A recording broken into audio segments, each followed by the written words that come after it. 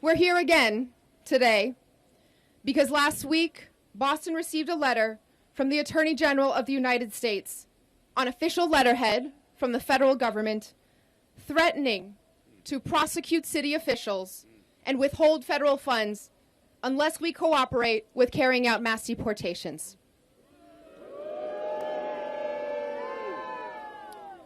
At a time when this federal administration is already causing so much fear and harm in our communities, these threats are serious and consequential. But our same communities have told me loud and clear that silence in the face of oppression is not an option.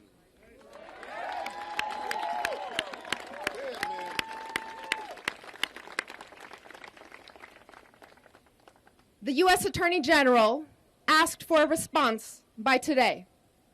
So here it is.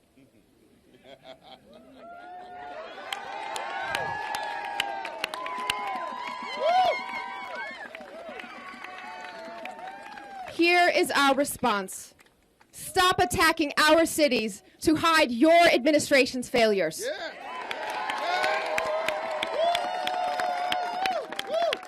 Unlike the Trump administration, Boston follows the law. And Boston will not back down from who we are and what we stand for.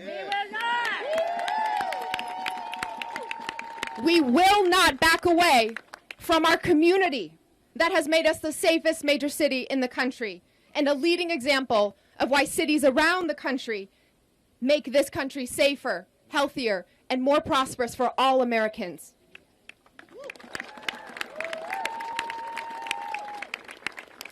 To all the federal officials attacking communities that embody diversity, creativity, and moral clarity, we mayors said this in D.C. nearly 6 months ago, and I'll say it again today. You are wrong on the law, and you are wrong on safety.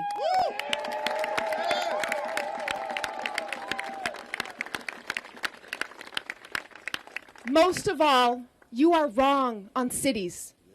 The cities that live in your minds are totally foreign to the residents living in our cities. And we are picking up the pieces of your failures to deliver on your promises. Under the Trump administration, groceries are less affordable. Housing is harder to build. Cures for cancer are farther away. And good news on our economy has been as hard to find as the Epstein list.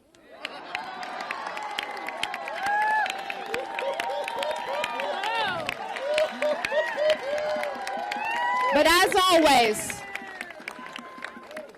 always, cities are doing everything we can to protect our residents and keep moving forward. While you are cutting health care and food assistance for our families, Boston has launched new coalitions to connect residents to fresh food, stable housing, and job training to build healthy, long lives.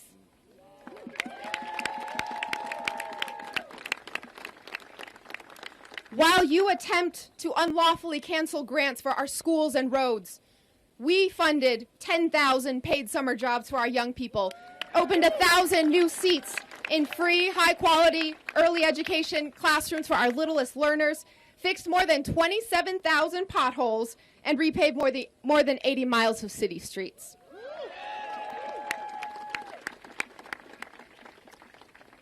While you're slashing funding for our universities, hospitals, and research institutions, Boston is building pathways to community college and UMass Boston, joining with industry to train hundreds of residents for careers in life sciences and clean energy, and partnering with our city's largest employers to double the size of our health careers high school.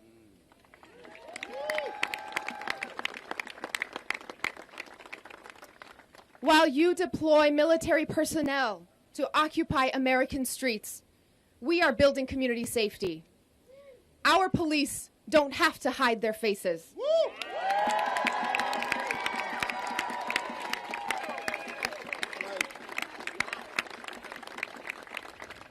Boston police do not hide their faces because they are members of our community. Our officers keep us safe by getting to know our residents, not working to remove them. Back in June, the city of Boston filed a Freedom of Information request with ICE, demanding the bare minimum of transparency from our federal government. ICE talked a big game, promised that they would get us information, and it's been 2 months without any answers. So today, we will file a formal appeal, insisting that ICE produce the public records we asked for, and we're prepared to take additional legal steps if they continue to refuse transparency.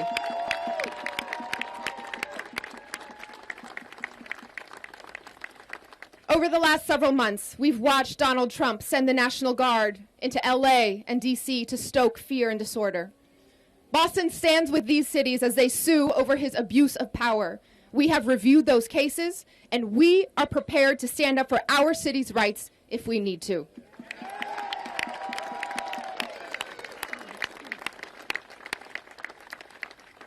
Your attacks all come back to a common aim.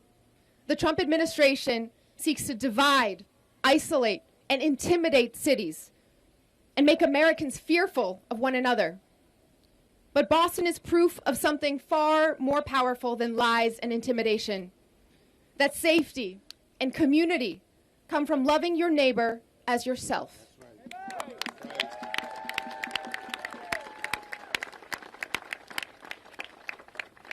Attorney General Bondi, we are gathered here today to show you who we are in Boston. More than 100 years before your home state was founded, Bostonians were across the street in Faneuil Hall setting the foundation for our democracy and rule of law. Yeah.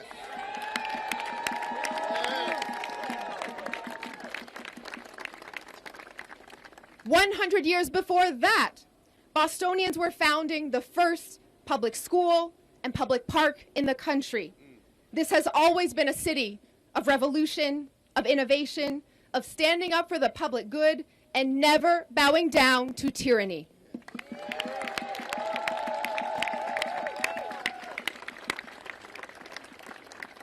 With me today, our fellow public servants and veterans, public safety and faith leaders, civil rights advocates and labor union members, teachers and business owners, entrepreneurs and artists, youth and seniors. This is our city.